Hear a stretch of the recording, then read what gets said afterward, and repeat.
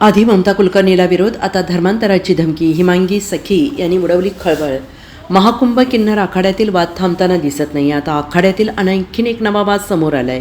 किन्नर आखाड्यातील महामंडलेश्वर हिमांगी सखी यांनी एक विधान केलंय. यानंतर नव्या वादाला फोडणी बसली आहे.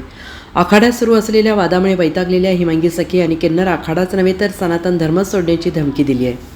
आखाड्यातील वाद आता सहनशक्तीच्या पलीकडे गेला आहे, त्यामुळे मी लवकर धर्मांतर करण्याचा विचार करणार आहे, असं हिमांगी सखी यांनी म्हटलं आहे. महामंडलेश्वर कल्याणी नंदगिरी यांच्यावर झालेल्या हल्ल्यानंतर महामंडलेश्वर हिमांगी सखी यांनीही सुद्धा ही धमकी दिलेली आहे. माझ्यावर हल्ल्याचा आरोप आहे, पण माझा या हल्ल्याशी काडीचा संबंध नाही आहे, असंही हिमांगी सखी यांनी म्हटलेलं आहे. आणि यापूर्वी हिमांगी यांच्यावर हल्ला झाला होता, त्यात त्या गंभीर जखमी झाल्या होत्या.